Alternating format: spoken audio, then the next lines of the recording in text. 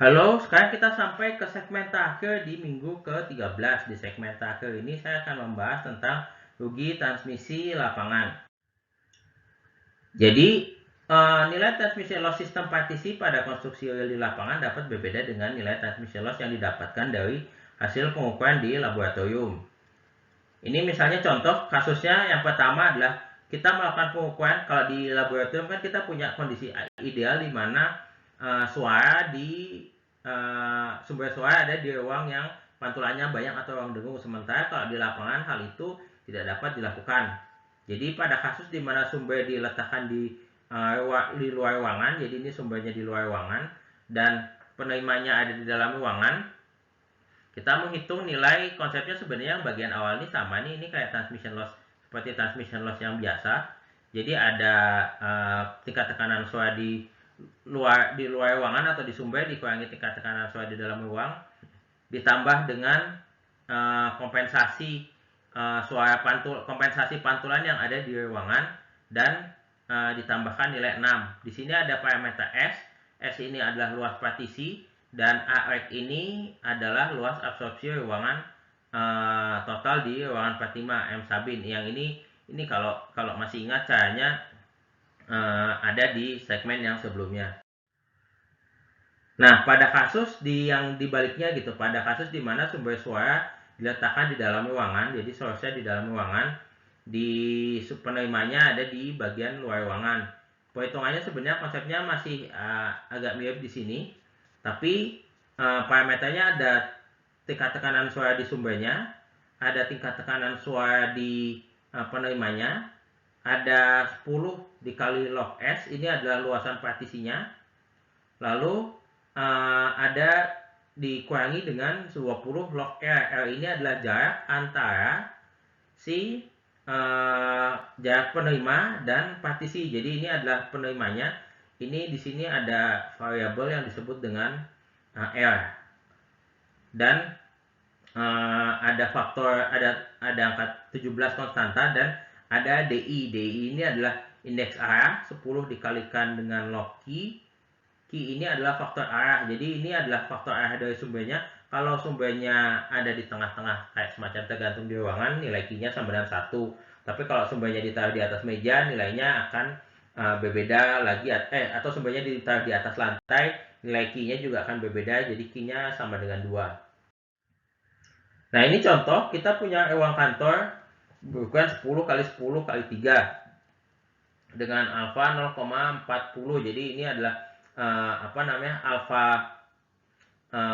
alfa dinding, 0,007 alfa langit-langit, dan 0,1 langit-langit. Maaf, ini yang karpet.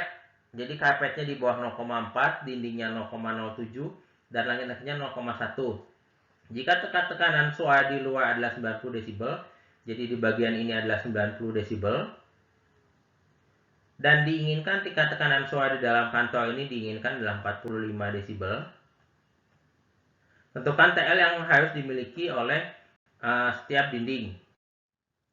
Jadi pada dasarnya apa yang harus dilakukan adalah kita harus menghitung nilai AREC-nya. AREC ini didapatkan dengan mengalihkan luas tiap bidang dikalikan dengan dikalikan dengan material yang ada di dalamnya. Jadi sebagai contoh, ini luas karpet dikalikan dengan alfa karpet, ini luas dinding dikalikan dengan alfa dinding, dindingnya ada 4 jadi dikalikan 4, dan ada luas langit-langit dikalikan dengan alfa langit-langit, jadi kita dapatkan 58,4 meter persegi Sabin.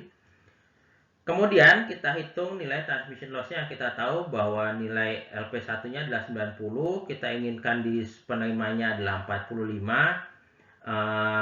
Lalu kita masukkan nilai 10 log S dikalikan dengan AREC. S di sini menunjukkan luas permukaan dinding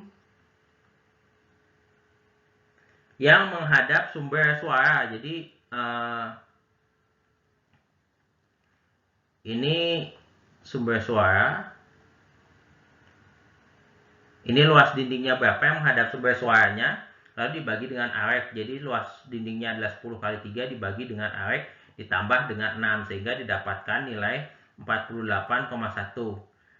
Di sini sebenarnya menunjukkan gitu bahwa untuk spesifikasi dinding memang tidak bisa semata-mata hanya pengurangannya saja. Jadi 90 kurangi 45 tidak bisa, harus ada kompensasi terkait dengan kondisi yang ada di dalam pengukurannya. Untuk kebisingan ada beberapa macam, yaitu ada yang merambat lewat udara, ada juga yang merambat lewat struktur. Kalau yang udara kita sebut dengan airborne noise, dan yang struktur kita sebut dengan structure-borne noise. Metode untuk menanganinya berbeda. Untuk airborne noise, biasanya kasusnya lebih sederhana dibandingkan dengan structure-borne noise. Karena untuk structure-borne, pada dasarnya kita kadang harus berurusan juga dengan bagaimana mengurangi getaran yang merambat dari struktur tersebut. Ini contoh, bising itu terjadi akibat ada tumbukan dengan permukaan keras pada struktur. Jadi misalnya kita punya sesuatu yang bergetar di sini sehingga getarannya merambat lewat struktur. Nah, ini ya bisingnya sebenarnya kalau dilihat di sini bisa merambat lewat struktur, bisa lewat dinding, merambat lewat dinding lalu jadi suara di sini, merambat lewat lantai, lalu menjadi bising juga di ruangan di bawahnya, dan bahkan rambatannya bisa jadi ada di lantai yang lain, bukan hanya di lantai di atasnya atau di bawahnya saja, bisa jadi di beberapa lantai di atas atau di bawahnya. Untuk mengatasinya, kita bisa menggunakan langit-langit gantung. Jadi pada dasarnya getaran ini yang merambat ke bawah dia akan jadi suara. Nah, kita pasang langit-langit gantung ini untuk mengurangi transmisi dari suara yang berubah dari getaran tadi.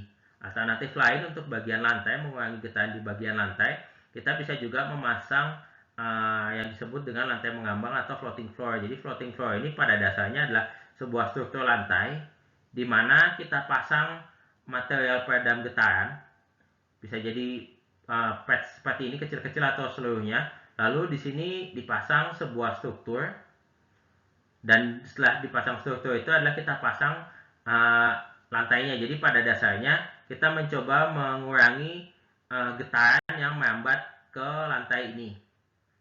Untuk di dinding biasanya juga kita bisa menambahkan massa atau menambahkan material yang bisa menahan kebisingan dari dinding. Itu tadi pembahasan terkait dengan uji transmisi di lapangan. Kita sudah sampai di akhir materi di minggu ke-13. Sampai jumpa di materi di minggu ke-14. Terima kasih atas perhatiannya.